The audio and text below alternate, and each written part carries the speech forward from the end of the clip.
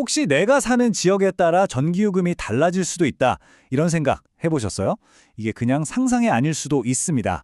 어쩌면 바로 다음 달 여러분의 전기요금 고지서가 완전히 달라질지도 모르거든요. 왜냐하면 지금 대한민국 전력 시스템의 심장부에서 정말 거대한 변화가 시작되고 있기 때문입니다. 그래서 이번 시간에는 이 변화의 핵심을 제대로 한번 파헤쳐 보려고 합니다. 바로 대한민국의 전력 시스템, 더 푸른 미래를 위한 시스템 업그레이드에 대한 이야기인데요. 이게 단순히 요금을 좀 올리고 내리는 그런 차원의 얘기가 아니에요. 우리나라 에너지의 미래 지도를 아예 새로 그리는 그런 거대한 프로젝트라고 보시면 됩니다. 자, 그럼 어떤 이야기들이 기다리고 있는지 한번 볼까요? 우선 한국의 야심찬 녹색 에너지 혁명이 뭔지부터 시작해서요. 지금 우리 시스템이 왜 한계에 부딪혔는지 그 문제점을 짚어볼 거고요. 그래서 새로운 심판이 필요하다는 이야기, 그리고 아마 가장 궁금해하실 부분일 텐데 사는 곳에 따라 요금이 달라지는 건지, 마지막으로 이 모든 변화가 우리 미래에 어떤 영향을 줄지까지 차근차근 살펴보겠습니다. 네, 첫 번째 이야기입니다. 한국의 녹색 에너지 혁명. 이게 그냥 듣기 좋은 구호가 아니고요. 정말로 국가의 미래를 건 거대한 전환이라고 할 수 있습니다. 자, 이 지도를 한번 보실까요? 이게 바로 에너지 고속도로라는 구상인데요. 보시면 전국에 있는 풍력, 태양광 발전소 같은 곳에서부터 주요 산업단지까지, 그러니까 전기를 만드는 곳에서 쓰는 곳까지 촘촘한 선으로 직접 연결되어 있죠. 2040년까지 이렇게 깨끗한 전기를 막힘없이 쫙쫙 보내주는 거대한 혈관을 만들겠다는 거예요.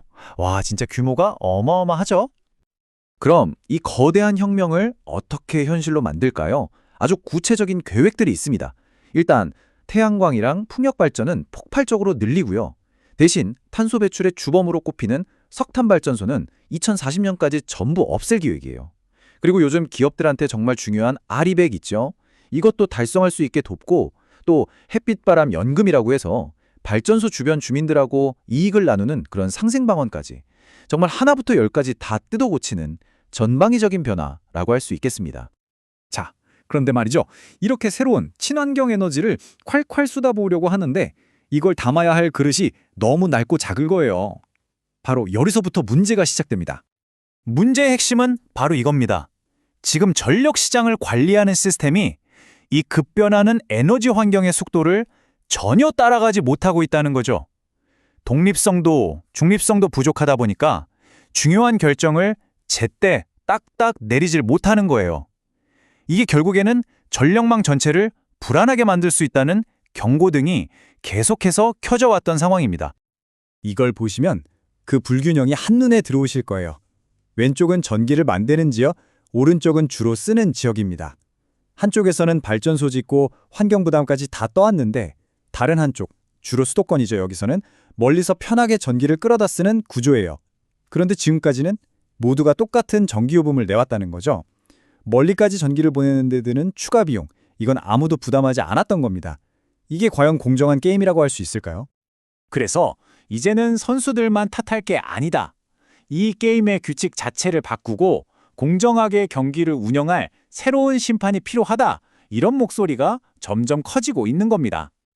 그 새로운 심판의 가장 중요한 조건이 뭐냐? 바로 독립성입니다. 이런저런 정치적인 입김에서 완전히 벗어나서 오직 기술적인 전문성하고 법에 따라서만 시장의 규칙을 만들고 감독하는 그런 기관을 만들자는 거죠. 구체적으로 어떻게 바꾸자는 걸까요? 지금은 정부 안에 있는 전기위원회가 있는데 이걸 그냥 자문만 하는 기구가 아니라 실질적인 결정권을 가진 독립기구로 만들자는 거고요. 여기에 더해서 우리가 잘 아는 금융감독원처럼 아예 시장을 전문적으로 감시하는 외부기구, 이름하여 전력감독원을 새로 만들자는 안이 아주 유력하게 나오고 있습니다.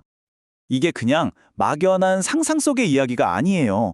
바로 이 사진, 최근에 열렸던 전력정책 포럼인데요. 여기서 학계, 산업계 전문가들이 다 같이 모여서 바로 이 문제를 놓고 정말 열띤 토론을 벌였습니다. 이 자리에서 특히 주성관 고려대 교수가 아주 명확한 방향을 제시했는데요.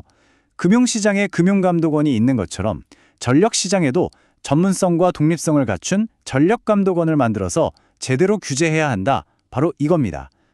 자, 그럼 이제 두 번째 큰 변화로 넘어가 보죠. 이건 아마 여러분의 전기요금 고지서와 가장 직접적으로 관련이 있는 이야기일 겁니다.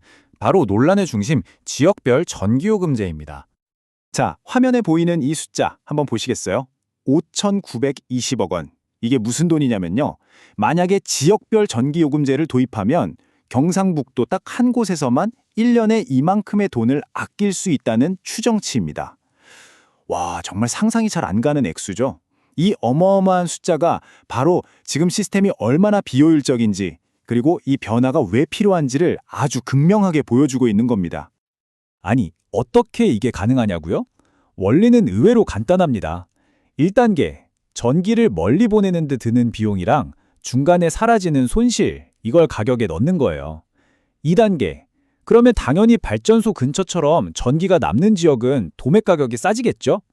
마지막 3단계, 이렇게 싸진 혜택이 그 지역에 사는 주민들과 기업들에게 고스란히 돌아가는 구조입니다.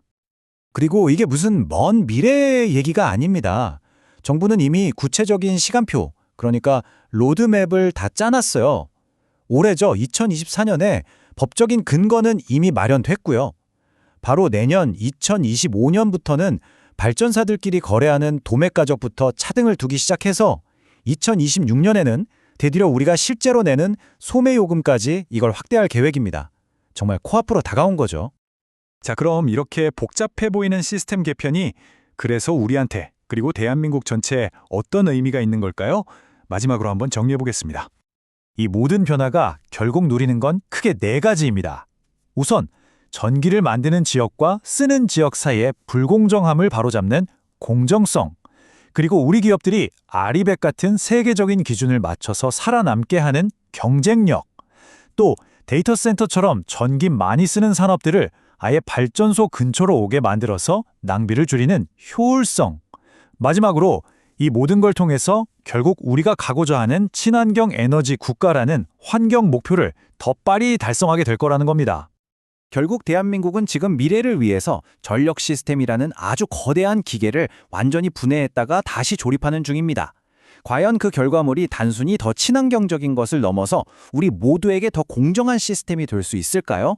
그 해답은 아마 앞으로 우리가 이 과정을 어떻게 만들어가느냐에 달려 있을 겁니다.